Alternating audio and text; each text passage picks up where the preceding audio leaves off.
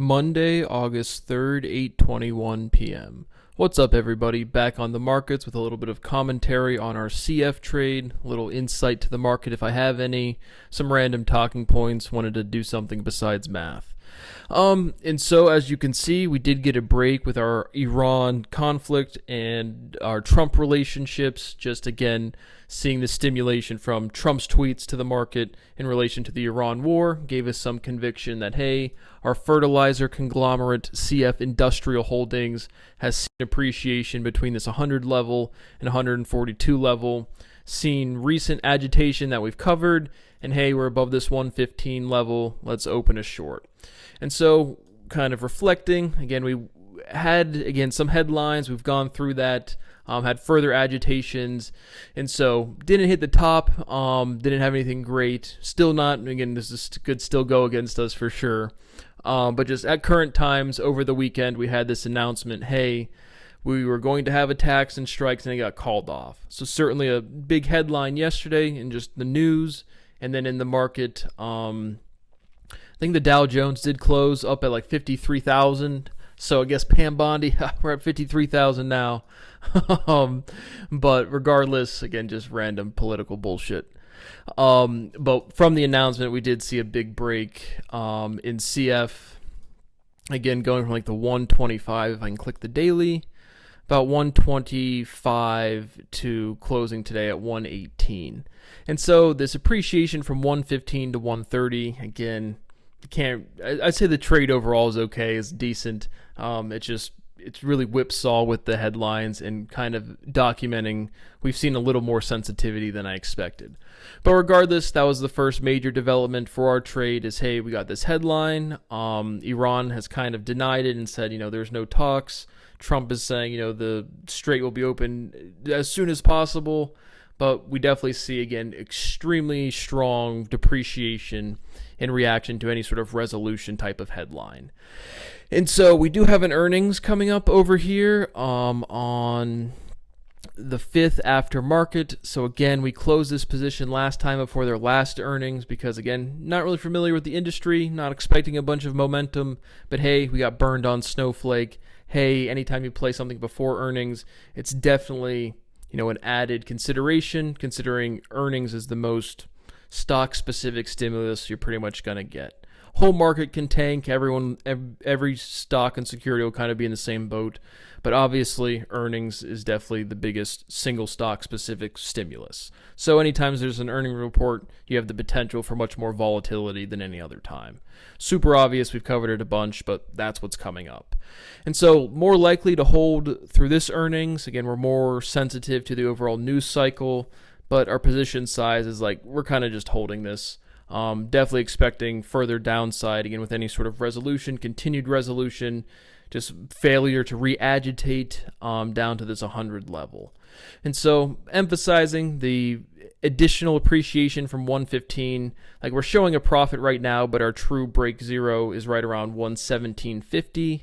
So we got pretty close to that today, but we're still not really in the profit. Again, a couple of these days I've taken 10 shares and tried to make 10-20 bucks on just like the spread differential that we talked about. And so that's why the price average is above, but it's not. 117.5 is our actual break even for this trade. So again, not ideal, but again, not a timing thing. Hey, we should have sold at 128. Again, it's just further agitation. Not something we really could have meaningfully traded. And so that's what's going on CF. We did have, again, get a good break, looking to hold this further, and we'll just check back in later. So same type of thing where the QQQI, again, just got back to our entry level. It just kind of sucks because, again, we didn't rush back into this. Do I think we could have done this any better? There was a capitulation day. So, again, when we open this trade, right, we close it over here literally on this day, this 53.16. We see further appreciation. We have this big drawdown a couple weeks later. We don't enter here. Another drawdown, we don't enter here. So then we draw down to over here. And so this is where, we reinitiate the position, this index fund, something I want to be in. Seems like the preservation of your capital, your net asset value doesn't depreciate. We're not too worried about NAV erosion after we've observed the fund for some time. But again, after this third time, hey, we buy kind of at this lower end of this channel. doesn't end up being a channel. We get, again, 3, 4, 5 more days. And this day briefly dipped below 51. And I would say that was kind of more of like this over here at 50.65. I can't do the Thursday, so like Wednesday of last week. But again, the overall, again, just the momentum price action feeling like kind of getting close to capitulation. Not sure if that's the appropriate word, but certainly a buying opportunity. Something we want to be in long in the foreseeable future. Definitely a buying opportunity. That's why we reinitiated the position. But obviously we missed out again on about $300 of just the current share size, which we could have easily doubled with our remaining free cash and wanted to. But just again, when you don't have constitutional rights, still sitting over here, no responses from Penguin Random House. Shout out to Andrew Ross Sorkin. I cannot emphasize enough. You continue to accumulate profound and massive financial damages. Obviously, you don't care. You have no respect for the Constitution. You just sit up on CNBC, read what's ever on the headlines, and say, hey, kids, I'm raising a good family. I just lie, cheat, and steal every day. Not my responsibility. So again, Madison Forsander at Penguin Random House, along with your entire board and any academic that is publishing through your company, is fraudulent at the highest level. It is the most severe crime that has ever been documented. Your publishing house is at zero. And so, again, if the law ever kicks in, that will just simply be filed in court, but there are no courts, there are no laws, there are no morality, so I continue to emphasize Andrew Ross Sorkin is a shill, a criminal, and a coward, and Madison Forsander, the representative with a law degree from Penguin Random House, her law degree is defunct, it is invalid, it is rescinded today. This whole, again, hey, we can initiate a severe legal step, issuing a copyright strike. We're going to take down 2,000 videos of novel analysis, and then just no response. It's just, again, what level of carnival, what are we doing in today's carnival of the United States where there are no laws and nobody has any values and you can't have a career and you can't have a family?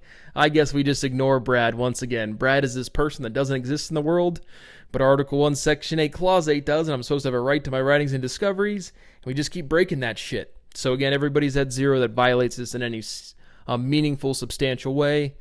And these are criminal charges, so that's fun. You do not get to have a law degree and then immediately instinctually break the law and then continue to practice law. That is not a thing. But that is out there. That's what's going on. But back to QQI, it's just, again, we missed these, right? They're like, we could have added more on the capitulation. The reason we did add where we did was just the lower end of this recent kind of channeling. So 54 was a decent entry, averaged down a wee little bit, maybe 20 more shares, 15 shares, something like that. Again, I just can't meaningfully manage a portfolio, which is this size of a portfolio I could easily grow substantially. But there is 0% chance to take any risk when you literally have no ability to access society. And it's just like, hey, am I going to get extorted again? I don't know how to do anything because there are no laws. So still doing that is still the forefront of literally every video, every day, every mindset, everything is I am the victim of profound, ongoing, substantial crime. No one cares. But again, over on QQQI, we do miss this. Again, if we just would have bought it again somewhere lower, we would have had capital appreciation, couple hundred, $300, $400. Just kind of a bummer. Again, not just kind of commenting. You want to try to buy those bottoms. It's not really that apparent until the capitulation happens. As we've emphasized, these 3-day movements, blowout into the 4th day, or any type of that cycling is the most predictable movement. So when we initially opened this position, we did go up about $130. Would have made sense in hindsight to put a stop loss, but it was right around the dividend where I wanted to get the dividend, and I don't think if it were to go down, which it did, was a bad entry price, which that kind of panned out where we're getting right back at where we entered. We got the dividend, but it stinks because, again,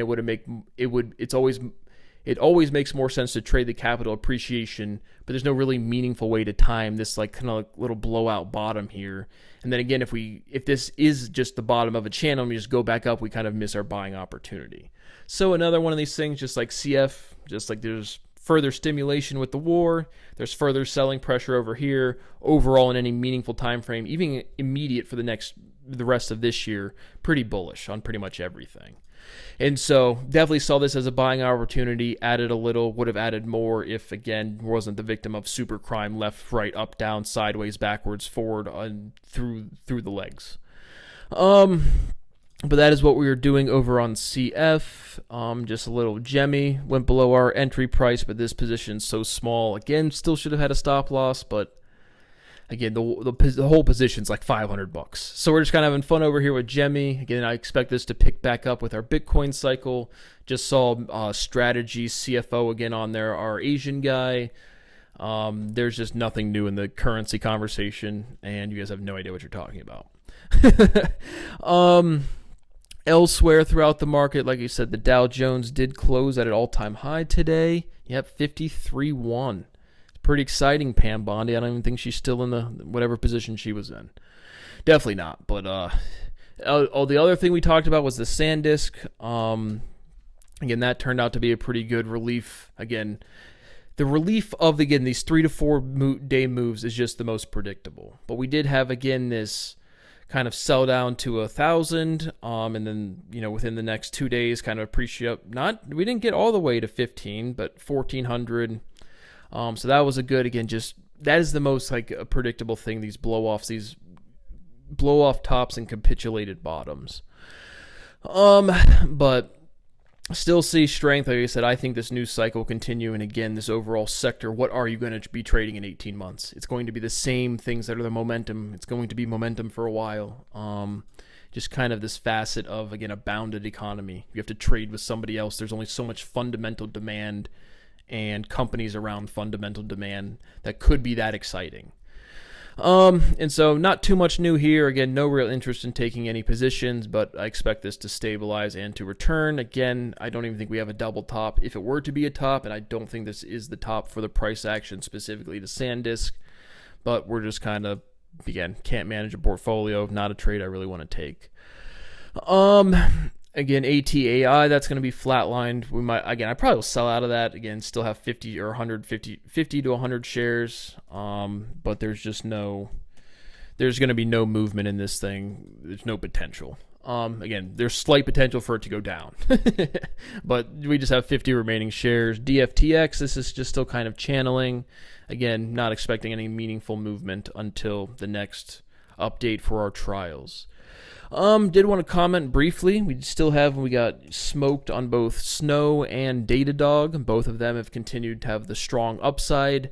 Again, in a sector, software, where it's like, again, not an overall sector where I would have a lot of conviction of, hey, who has the staying power? You hear commentators, Datadog and Snowflake really stood out amongst the SaaS, our SaaS apocalypse is over, and it's just like, maybe, maybe not. I just have zero conviction software as a service, software in general, unless you have some super proprietary thing, which I don't think anybody does.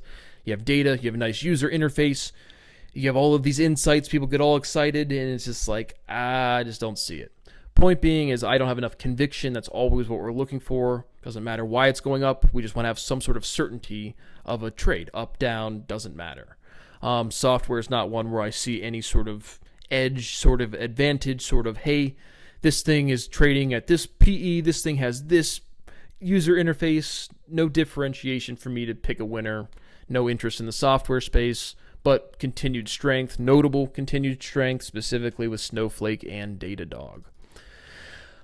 So that's kind of the overall, just where we're at, our trade management, again, not taking anything meaningfully, but overall bullish for the economy going into the end of the year, kind of. Again, I think we've said, we were looking for a July shakeout. I think that's kind of what we got right there at the end on the 27th to 30th or whatever, Wednesday of last week. But again, I see imminent need to resolve all wars always, and not some sort of like kumbaya way. It's just bad for economy, bad for everything. So it's just like, that's always the stimulus. Hey, less shooting each other seems like a good move, but who knows? Everyone's lying about science. Who cares? And so again, I just don't see any big downturn stimulus. Again, we will have inflation. We had this Fed meeting. The rate stayed the same, again, right at that 3.75, 35 to 3.75, with the market pricing in a rate hike in September. It's kind of, again, the commentary, the sentiment I'm hearing. And then, Steve Leisman comes out of the woodworks with Rick Santelli and Oliver Rennick. I don't know if Oliver Rennick's there yet, but definitely Steve Leisman and somebody else. I think it was Ed Yardeni. Our Buzz Lightyear to the moon economy. they weren't super excited with Warsh's commentary or something. And so I didn't really follow that much, or at all, frankly. Again, we commented on the stuff I have followed. Again, it seems like he spoke okay, but there was something that came up. It was like he didn't pass his first stress test or something. Heard some dialogue about maybe having less Fed meetings about the actual rate, which I think that's beneficial. Just immediately following the markets. Again, I've been following the markets much more rigorously before the trading log for begin at this point, X amount of years, and this momentum sentiment relationship is one of the areas I definitely have an edge of what's going on, of completeness. Right? There's a lot of things that change, but again, when people do stuff in finance that are directly wrong, that's proven with the same rigor as everything else I do. And then absolutely being, again, the way that I am to be able to feel the market, that's one of the things you can feel. Is this momentum in a liquid environment. If we were to go invent a technology, I wouldn't have that much of an edge or any edge. But again, this is kind of like one of the weirder applications that is for sure like a real thing. Because I can feel it. But point being, where were we going? I just hate talking about myself, but it's relevant. I forget what I was going to say. We'll just move on to a talking point. Overall, I wanted to say, just again, in kind of relation to the Fed's fund rate, we had this comment from Anastasia Amorosa saying, I don't really see the Fed's rate affecting inflation that much. And then I kind of agree. And then again, personal finance, all things finance, what does the Fed's rate do? If I have a decent amount of capital, it's a revenue stream. That's kind of like the thought of like why that matters. The biggest thing from the Treasury or the Fed relationship is the printing of money, again, in this global economy of centralized banks. But in reality, if people say inflation and they say, I bought this thing and it went up X amount of dollars, why do prices go up? Like, what is the most dominant factor of pricing going up? I don't know if that's the technical definition of inflation. I don't know if you guys even have, if your technical definition even makes any sense. But what is the most predominant factor of, we'll call inflation just pricing increase? I think it's more of corporate profits, to be honest, right? If let's just kind of think out loud. If I'm a sole operator, I'm a sole proprietor, I founded the company, I've made good returns. Let's say I made $100 million worth of product, and I have 100% control of the company. It's like, do I really need to raise the prices, right? If I have a good margin, if I've made my own personal wealth, it's like, do I just raise why would I raise the price? To make more money for myself? Point being is we don't have single proprietor operators out there. We have these huge conglomerates where people have jobs, even at the biggest companies. And for the most of the market, it's just some guy coming in for 5 to 8 to 10 years, or girl. And it's just, okay, well, now I have to have my career. We need to maximize shareholder value. Oh my goodness, golly willikers. Point being is that I think the prices are raised because people make that choice. As long as the consumer has enough spending elasticity, they can afford the increase. I feel like there's just this gluttony almost of, hey, let's just keep raising prices because we can. Or let's keep maximizing profits because we can. And I'm a capitalist. I can totally understand why you would do that. But just commenting on why does inflation happen, meaning why is things more expensive, I don't see the dominant thing as being, again, if you have runaway printing money, that is for sure terribly, terribly bad thing for overall, again, a given currency of a central bank. But for a single item, why does pricing increase? It's because this overall corporate environment of maximizing shareholder value.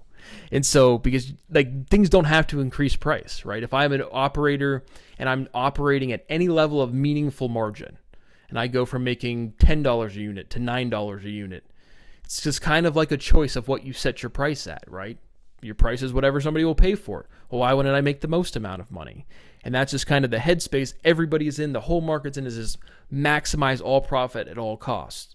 And then the immediate people say, oh, you're criticizing capitalism. Nope, I'm just making an economic point of things cost more when people want to make more money.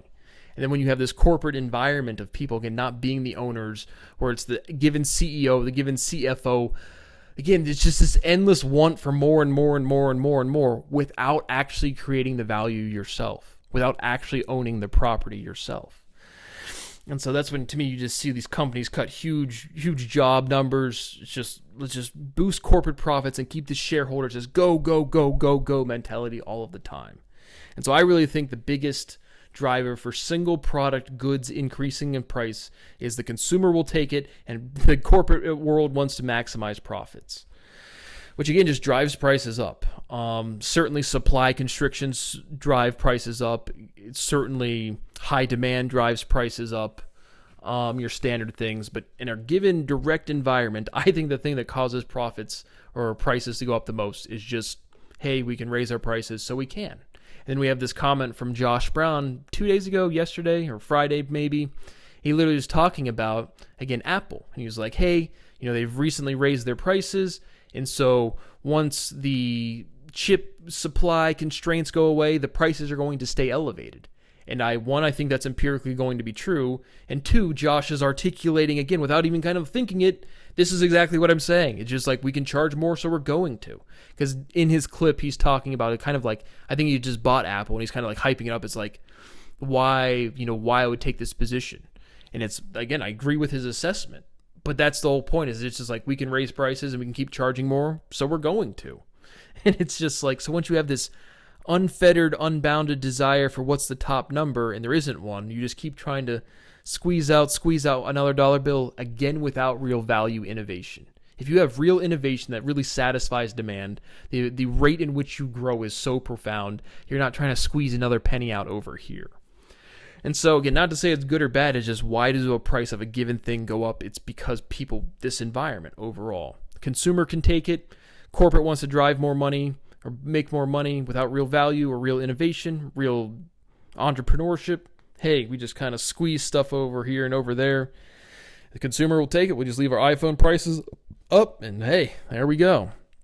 So again, we always talk about the central bank, the Fed rate. We always talk about printing money, but hey, just corporate maximization. So I definitely see that, and definitely something I had written down. We had, again, this hedge fund situational awareness or whatever, the Leopold Oschenberger, who just got scooped up by Ken Griffin. As we commented, the entire American industry is directly fraudulent. The whole thing, you're stealing my property, you've destroyed my property, and you guys are just going out there, dude from Columbia, bro. He's a math genius. He's the most genius mathematician in all of history, all of human history. If you guys are waiting for anything, we have part 500 of the entire logical structure known to human beings, derived syllable by syllable in order on the internet. You're welcome to check that out. That's the property, or a section of the property I was just referencing. But our Leopold Aschenberger, he's our great Columbia graduated at 19 and a degree in mathematics from a school that has no idea what mathematics is. So that's a really good degree to have. Just like, again, people got the Nobel Prize for the frontal lobotomy. That's really scientifically sound, not? But again, just personal damages. Hey, if my work was acknowledged, I could raise $100 million, take it up to $3 billion, appreciate it to $50 billion, and just, again, buy shit I can't afford. Wow, breakthrough. Is that in like linear algebra? No, you have to get to Como, Hobo, Topo type theory. Again, ADS CFT correspondence. It's a beautiful result. Buy shit we can't afford. Hedge fund manager, hashtag valedictorian. Right. Goofy shit. But that was big on the news. Yep. I hope you had a good wedding. Hey, Leopold, hope you had a good wedding, brother.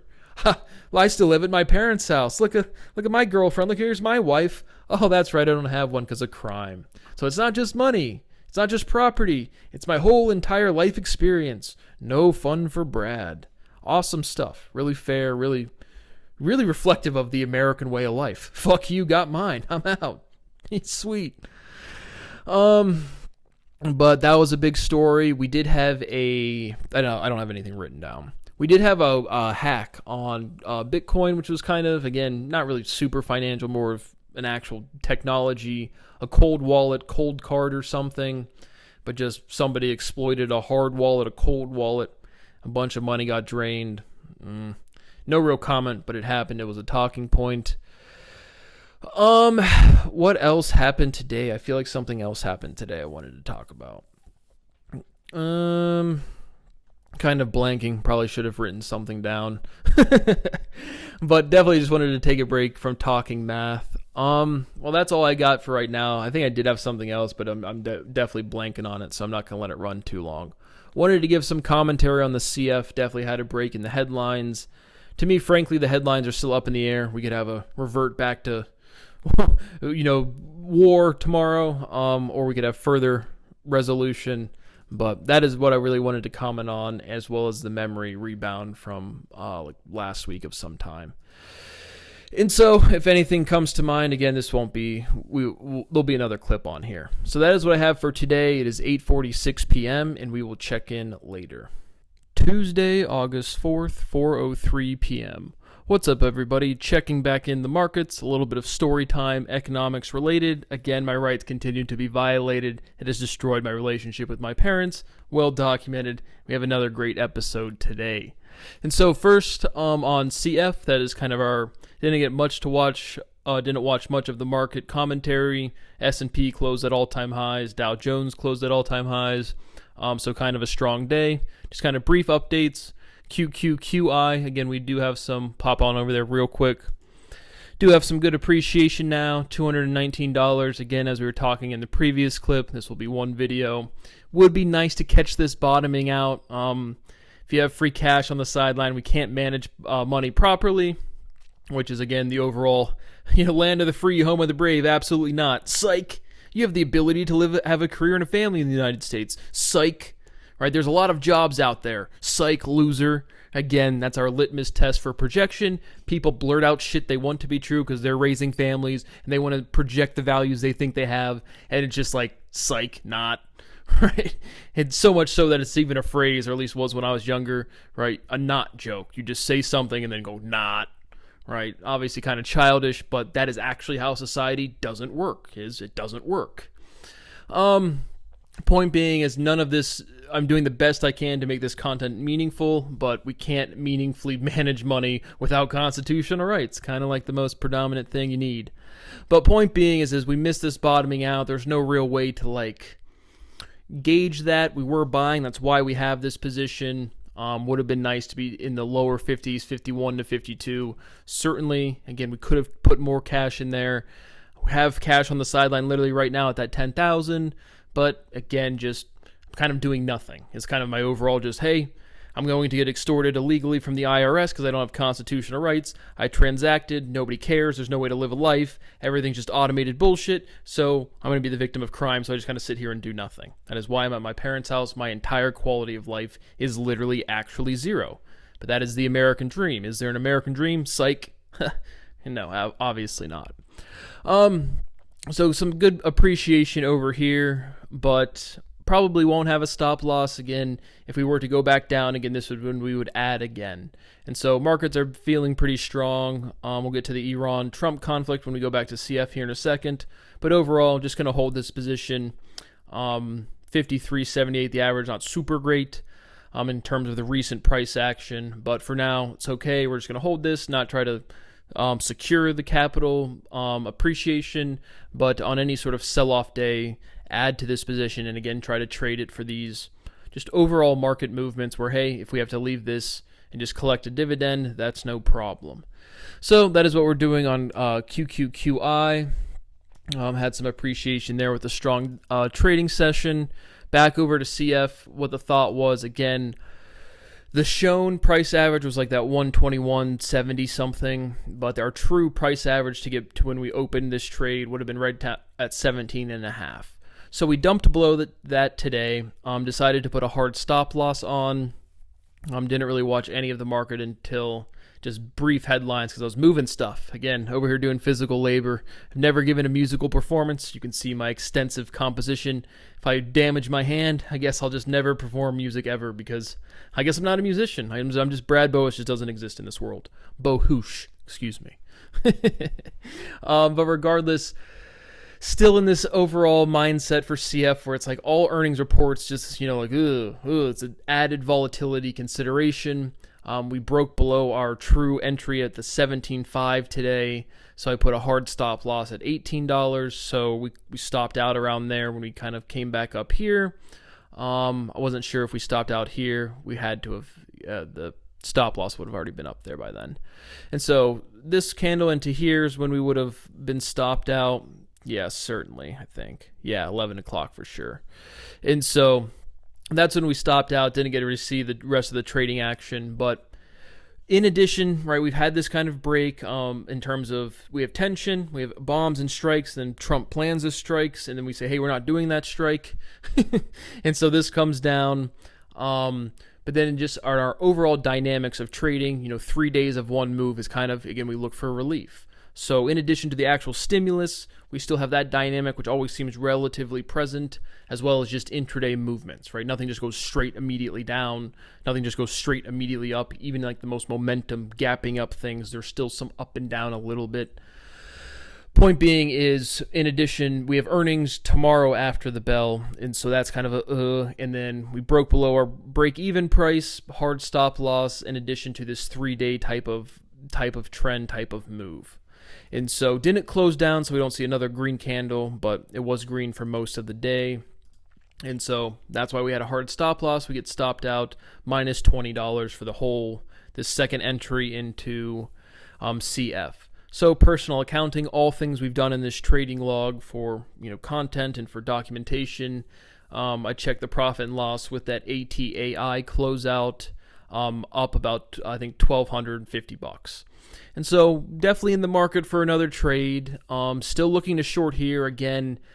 Right, this could come out. We could have some sort of memorandum of understanding or ceasefire or any sort of headline, and this will absolutely gap down. We do have the earnings, which I'm not as concerned about as last earnings report because we have just more exposure watching this sector a little more.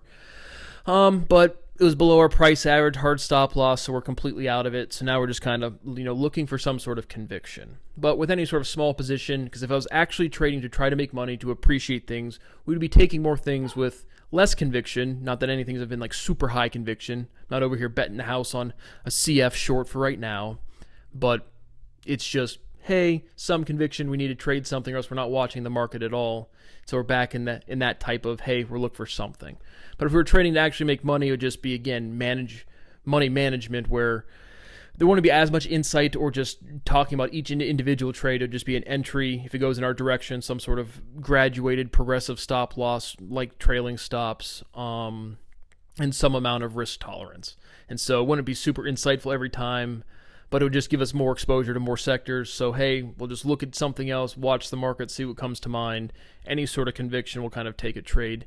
We'll still, if CF, let's say we get through earnings in the next 2-3 days, well, it's tomorrow after the bell, but we get through earnings, there's further stimulus, we would certainly be looking to reshort. And then we have the dividend on the ex-dividend date on August 14th. So if we are short of the close of the 14th, we will have a dividend liability obligation. I'm going to do our math video here after this one. But if we get through the dividend date and through earnings, and if there's further stimulation of these price levels 120 to 130, we'd certainly be eyeing to re-enter on CF. The overall spread differential, the thing drops like a rock on any sort of headline, which might happen before then, right? This could happen. War should end always, not until even some kumbaya way. It's just like, it's not good just to run around shooting each other. And still there's this psychological crash out. Like the psychology of 14-year-old kids, even at the country nationalist level, is like, I'll die for my country. I'll crash out. I'll do this. I'll put my life on the line. And just like, everyone just needs to calm the fuck down. Right? And that's just a natural, it's so apparent to see that on an individual basis of people just, I'm invincible in my early 20s or late teens or whatever. And then they just kind of mellow out. And it's just that's just collective behavior at the national level is the strongest national identity, more so than religion, more so than this or that. I think nationality, which is still waning, but it's still just people are so pathetic, as we comment in every single video. But we'll be keeping an eye on CF, but just overall, hey, anything that catches our eye to maybe give us exposure to a new sector, take a trade we're not typically familiar with. Frankly, again, because of the liquidity, anything in equities, stock equities, all kind of the same. I'm not a huge fan of options, really. It's just the spreads and stuff is just not that advantageous. And there's enough price action and potential to make tremendous money in all of these different financial aspects or asset classes, tradings, forex, spot, options, equities. There's a ton of money everywhere. But regardless, that is what's going on for our trading. Those were the two things that kind of came to mind today. Again, continued strength in the software is kind of impressive. SanDisk is getting away from software back to memory. Like I said, we're getting real close to that 1500. But I think, like I said in the last clip, nothing else new to say. We definitely don't have a double top, and I don't think this is the top. And so overall sentiment, it definitely seems like all people that come on CNBC considered, it's just like the slightest downtake and like the whole world's just exploding. It's just like, oh no, our portfolio went down 5% after going up 1,400%. What is the world coming to? It's just like, again, these are money managers. Like overall, another general consensus point we've made is very few people click buttons. Right? Everybody's exposed to money, but how many people have tried stocks and they thought they were going to get it because they're a smart person, and they go in there in the market and they get burned, and then like their risk, they don't want to ever expose themselves to the market ever again. And then it's just like, how many Warren Buffetts are there? And then how much opportunity is there? Profound. And so a lot of people out there with money, a lot of people that have no idea how money or just market dynamics in a meaningful sense. But that is what we got. SanDisk at 1427. Certainly looking strong. Overall market conditions were very strong today. And so that's really it on our trades. Again, what was I doing today? I was moving, kind of. And so again, right, I lost my house because I don't have constitutional rights. The first day I moved in there, police harassed me because the alarm goes off. Neighbors threaten to harm me directly. Judge does not grant a protection order. And then a cop also says on camera, on body cam, well, maybe you have to find somewhere else to live. So, yeah, again, just crimes out the wazoo, in addition to all of the other crimes out the wazoo. But I had moved my stuff into a storage unit. So my mom gets an email yesterday because she signed up for it because that's her choice and her decision. I was like, we should just sell all this shit because who cares? But we put it into a storage unit. And then she gets an email yesterday or 2 days ago, and it's like the price is going up like $20 a month. And so just something that she was willing to do, 100% to do, and now freaking out because $20 more. And so now we show up to the storage unit today, and it has some sort of like, she called some sort of like estate sale people to see, hey, what can you do with this? And this chick immediately starts talking is like, hey, we're just going to like donate all of this stuff. And I literally said, like, F this, like, I am a poor person. I don't have constitutional rights. I am the victim of crime, and I'm just going to give away my stuff. And it's, I spend $10,000 to furnish a house, then I lose that because of crime, racketeering, conspiracy, fraud, all of the major felonies you can name, and then I have to put it into a storage unit, and then now I'm just going to give it away a year later. Awesome. Fantastic. Because obviously, again, and this is in this environment where Brad doesn't know how to manage money from coming from my parents. Well, Brad doesn't know how to manage money. And it's just direct projection. They don't know how to manage money. And it's just $10,000 and I have to move and then I have to do this. The amount of times I've had to move in the past 8 years because of crime, we've counted them before, but it's like 7 or 8 or 9 or some shit. And so it's just a waste. It's such a waste. And then it's just this knee-jerk reaction to getting an email. Price going up. That is what my mom reacted to economically. $20. So now we're going to go pay someone $2,000 is what this chick quoted us just to throw all of this stuff away or to donate it. And I was literally like, I don't want to donate anything to anybody. I don't want to help anybody. Nobody wants to help me. I've literally written the educational program forever, indefinitely, forever. Like provably forever, not indefinitely. As long as the human culture is a thing. And it's just like, who wants to help me? Who wants to give me my money? Why am I still moving shit? Why am I still doing manual labor? How many Fields medalists have to still move their stuff around? How many Nobel Prize winners? How many just tenured professors are people with like standard career jobs? Anybody making $60,000 to $70,000 a year, like one-time moving expenses? It makes more sense instead of doing back-breaking labor. And I've done labor my whole life. Like I have no problem moving, yard work, any type of shit like that. And it's just like my mom gets an email, $20 up. Oh my gosh, we have to do something right now. No sense to it. She calls this person. And then when we're driving to the storage unit, I'm like, hey, like I don't know what we're going to do here. It's literally packed full. There's a couch and a box spring, and that's all you can see visually into the whole thing. And so we show up at the storage unit, and then my mom meets this chick, and she immediately goes, my mom to the estate sale something lady is like, well, I have no idea what we're getting into. Again, after I directly told her exactly what we're getting into multiple times.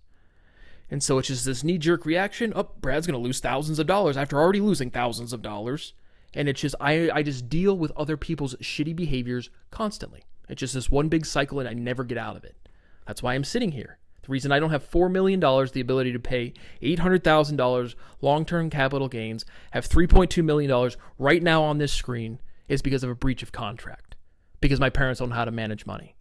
Fact. Documented fact. Brad loses another day. That's why there's not a math video sitting on my computer yet. Who knows? Maybe I jam my hand. Maybe, again, like I don't get to live my life to any capacity at all. And the biggest... If you have a relationship with your parents, if you're allowed to have a relationship with your mother and you're in the math community, the academic community, the business world, you just destroyed my life. I mean, there was absolutely not a bigger destruction. Again, you've destroyed my relationship with my parents. That's a fact. Is because of money. And all of these opportunities, all of these situations would not arise about money if you would just give me my money for the ability to eat properly, to sleep properly, and to work, as I ask for in every single video. But that's what I'm doing today. The same bullshit that I've done my entire life. I'm going to be 33 in just over a month, and I have never done anything besides that. I have never experienced safety. I've never slept consistently in my entire life. I haven't eaten consistently in 14 years. I've never had a safe place to live. I've never had a stable place to live. I've never articulated to somebody else, I am the victim of crime, and anybody care in any meaningful way. Literally the opposite. Then they don't have the emotional maturity to hear that, and they're like, well, and then I can feel my mom literally thinking, what's wrong with Brad? What's wrong with Brad? Then this is, again, how I've gotten scapegoated my entire life for saying words have meaning, and then demonstrating it, and then being around actually literally delusional people who do nothing besides play games all day. Actually, literally, people do not have the ability to behave, and then I get scapegoated. And the behavior is so, from any third party, it's so apparent. But this is the world I live in. I will never have a career and a family. I will never have a relationship with my parents. And it's not like I'm trying to. I just don't have a place to live. And I can't eat properly. I can't sleep properly. And I sure as fuck can't make any money with all of this crime being committed. So I continue to seek asylum. I continue to ask the international community to get me out of here. This is a human rights violation that should garner international... Donald Trump ain't going to do shit. Michael DeWine ain't going to do shit. Whoever's out there telling people to not help me, I am just begging for a little bit of money to eat properly, to sleep properly, and to work. And so now, my mouse is not connected. So we're going to keep talking here for a second and hopefully get this back going. But that's what I've been doing today, is just literally nothing. And it's just, if you have a relationship with your parents out there, if you are a person out there that says, I value family, and you have one of the hundreds of thousands of people with some sort of legal or professional obligation to enforce the law, to acknowledge scientific discovery, scientific progress, this is directly what you're doing to me and what little time I have left with my parents' family. You guys just destroyed it. Again, I'm just documenting crime. In addition to the actual, right, how many pieces are in museums worldwide, right? So all of the stuff, again, that was at my house is certainly intimately involved in this derivation. Again, it's something that I've owned. It's something, and then on a direct personal level, I bought a house and I never had one friend dinner. I never had one girlfriend over. I never had one life experience. And a house I owned in full for like 2.5, 3 years. Not one life experience. And so my life quality continues to be actually legitimately zero. You've destroyed my relationship with my parents' family. I'm not at my parents' house to try to salvage some relationship. I am poor. I don't have constitutional rights. I cannot live a life. And I continue to beg for a little bit of money to eat properly, to sleep properly, and to work. And so literally to this estate chick, I was just like, fuck this shit. Like, you know, what do you, like, Ohio State University won't give me my degrees. And obviously she doesn't care. This world is just such empty, moralless shit, man. It's just like, well, okay, if you want to spend $2,200 here, it's like, what about the profound crime? Awesome, sweet stuff, man. You're a good, hardworking American like everybody else. Haha. When are we going to go to church and pray and help the people in need? Obviously, it's hypocrisy and projection to just a disgusting level. No one cares. But that's what I was doing today, is again just reacting to my mom and inability to manage money. And I'm over here, and like I said, I never saw a need to have a storage unit. It's just like there's no point to pay $170 a month, but it's just this knee-jerk reaction, right? We get an email that $20 is going to go up a month, so now we're going to spend $2,200 to cost us $6,000 of damages. They just don't think, man, and they never thought, and that's why my life is what it is, and it's always been this way, and it's illegal. but there's no law enforcement. You can't do anything with no law enforcement. And so I'm beyond done caring. But it is, again, I've inventoried everything in there, and all of my stuff. If it doesn't magically show up in a museum, it is just another charge. It is another career. It is another institution that just goes in the garbage. Right? And you guys can do whatever you want today, and in no meaningful time frame in the future will you have any influence over me or my estate. So to my estate, literally take all property. Continues to be a lien on the entire American industry. Everything that's being done is fraudulent. All academic accreditation, all these people getting certifications are liable. It's just directly, immediately true. And so nobody wants to behave. No one wants to respect the law. So we're going to have to put our foot down again. Not like anyone listens. Not like this video is going to do anything or any other video is ever going to do anything. Lie, cheat, and steal. Follow false authority. Nobody can behave otherwise. So that is what I have for today, but it is an economic point, right? It's like I'm sitting over here. I'm not some arrogant dude. I can drive literally a mile down to a storage unit, take a piece by piece out, and try to sell it on Facebook Marketplace, which is what we end up doing. And so, but it's just this knee-jerk reaction. My mom gets an email. Now it's like she's going to put her foot down now. It's like, now we're going to take things seriously. And it's like, your mom, you were the one that signed up and said we should do this storage unit thing.